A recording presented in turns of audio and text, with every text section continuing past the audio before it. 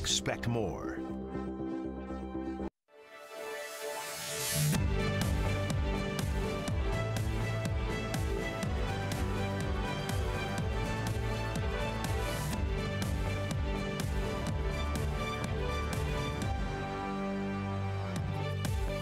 Good morning, everyone. Thanks for joining us here on The Real Story. I'm Ben Goldman in for Jen and Al this week. We start this Sunday with some sad news. Connecticut mourning the loss this week of Oz Griebel. Griebel was a two-time candidate for governor here in the state, but he was really so much more than that. A leader in business, he worked tirelessly with the Metro Hartford Alliance to grow economic activity in the region to benefit not only Hartford, but the surrounding area as well. Tragically, he was hit by a car while he was going out for a jog in Pennsylvania. His family writing that they're very appreciative of the support and that they've received since this accident. Information on services will be shared. His former running mate, Monty Frank, releasing a joint statement with the SAM Group, writing in part, quote, Oz was and always will be the vision of courage, a man of passion and integrity, and the epitome of a leader. He represented the best and the brightest. Oz's legacy will endure in all of us as we carry forward his mission to improve our democracy and the lives of all people. And joining me now this morning is someone who knew Oz personally and professionally. That would be Andy Bessette, Executive Vice President and Chief Administrative Officer of Travelers. Andy, good morning. Thanks for being here. Ben, good morning. How are you doing?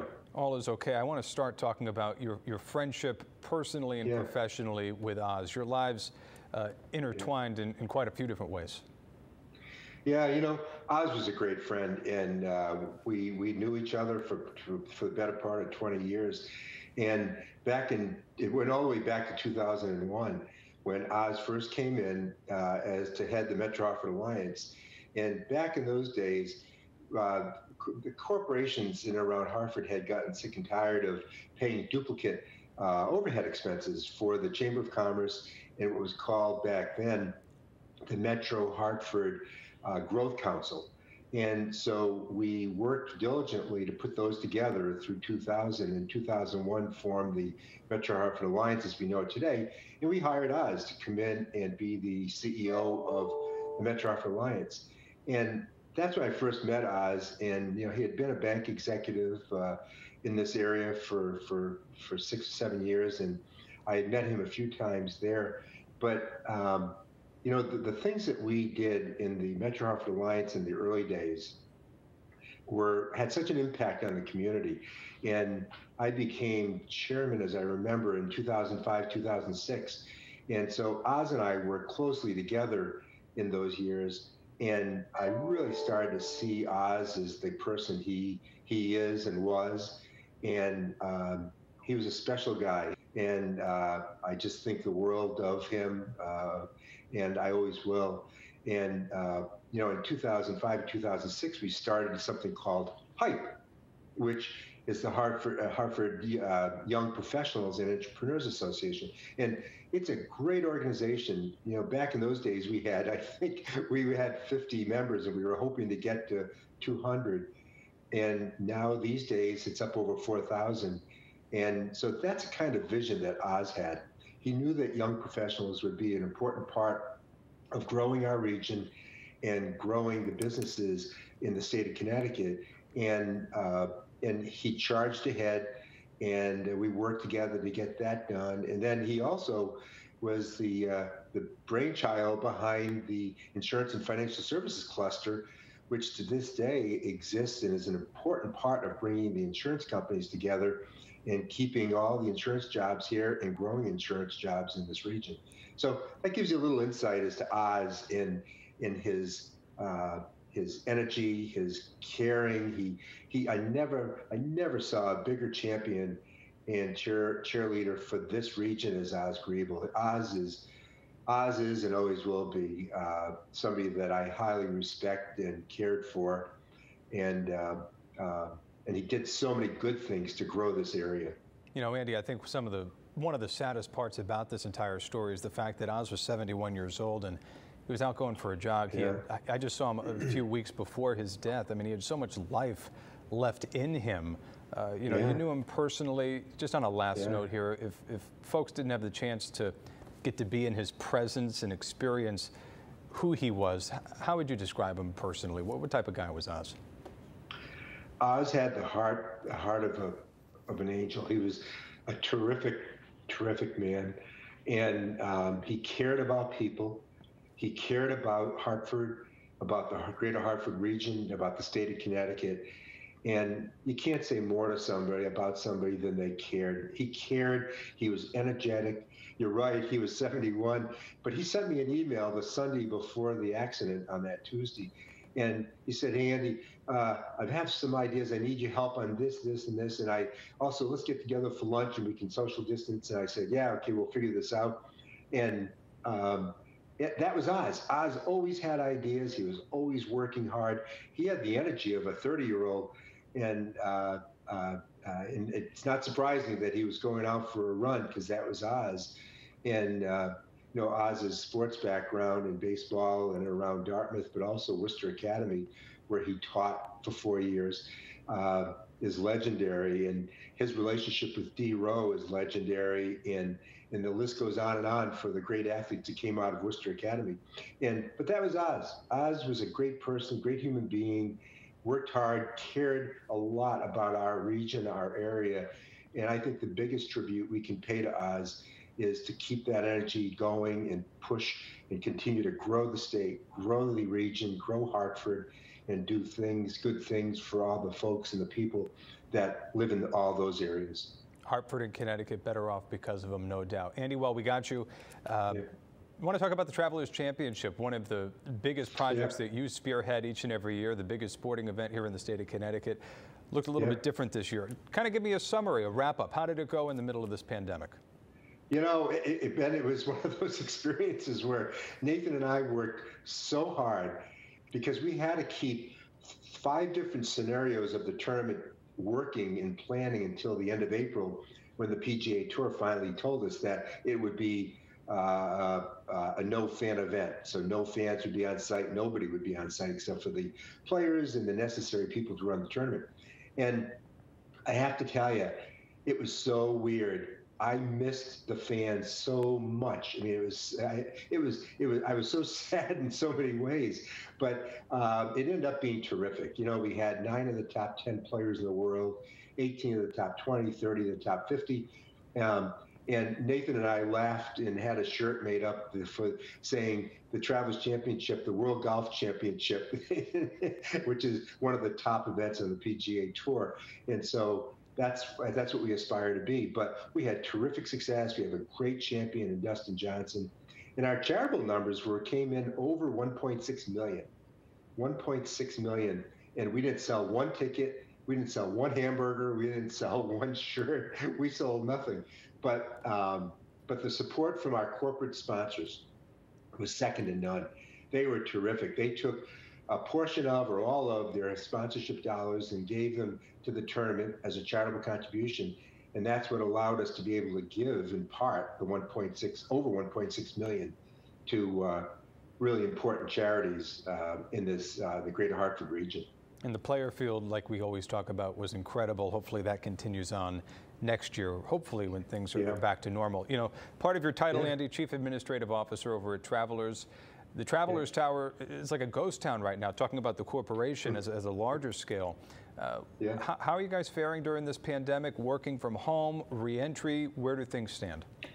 The Travelers, it has always been a rather virtual company because of the nature of our business. We've got to be able to work and support our insureds in the time of their greatest needs, which is disasters, catastrophes, hurricanes, tornadoes, you name it. So we've always been prepared to do this. And over the last decade, we've done a lot of things to build our systems and everything even more strongly. And so we've got 30,000 employees working from home extremely successfully. And the company is doing well. The company is working hard. We've got essential workers, probably 1,500, a couple of thousand nationwide, some in Hartford. So the halls of the tower are not empty completely.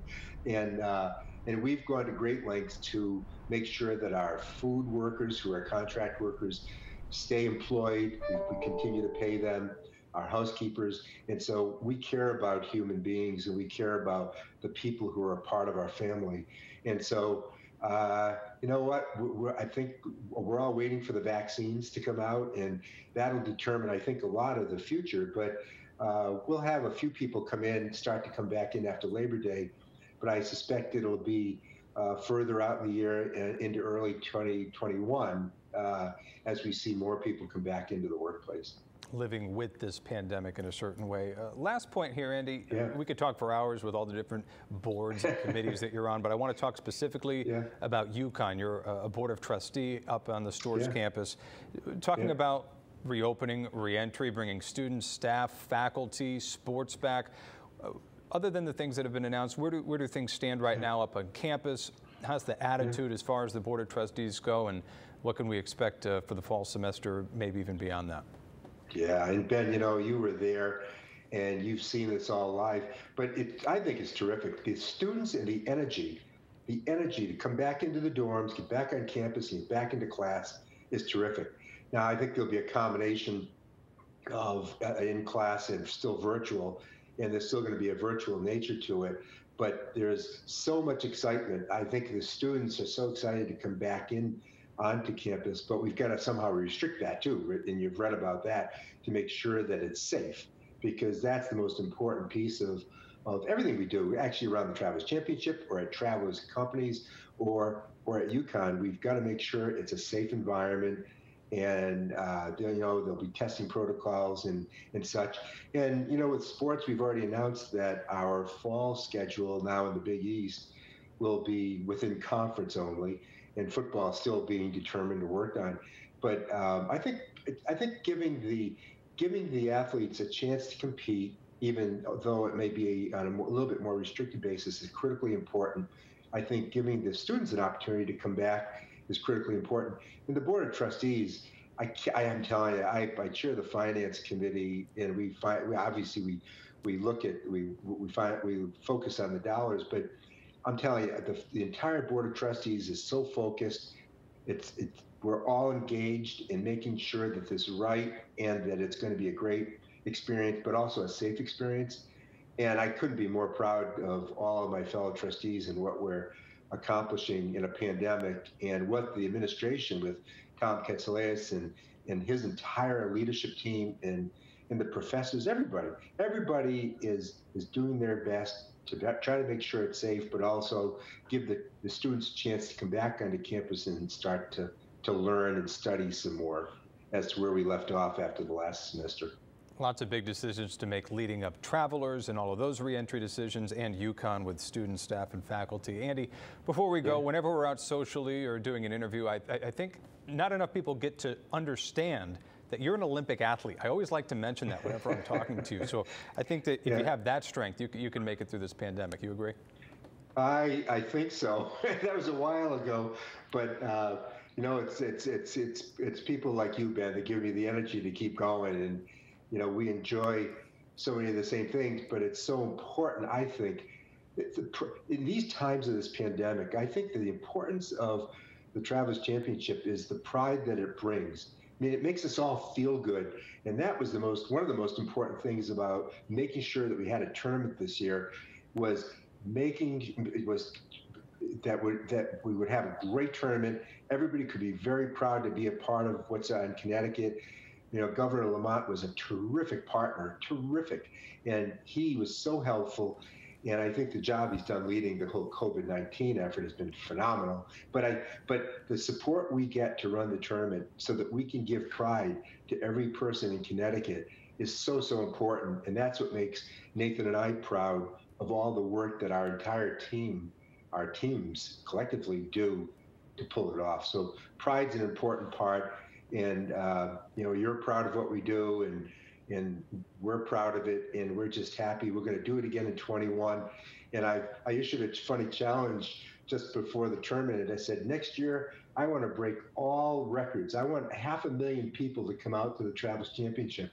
And poor Nathan was shaking, because, you know, normally we have a couple, 200 to 250,000. And so I want everybody to come out and celebrate in 21, as long as it's safe, to come out, enjoy the Travelers Championship, and be a part of what happened in 2020, but also what's going to happen in 2021. They'll be ready to do it. Andy Bessette, thank you so much for your insight into Osgreeble and for so many things going on here in the state. We really appreciate it. Thank you, Ben. Thank you for your leadership and all that you do to make this all possible. You betcha, Andy. Thanks. All right. Up next here on The Real Story this morning, back to school during a pandemic. What's the latest in Connecticut? Distance learning, reopening. We're covering it all. Stay with us.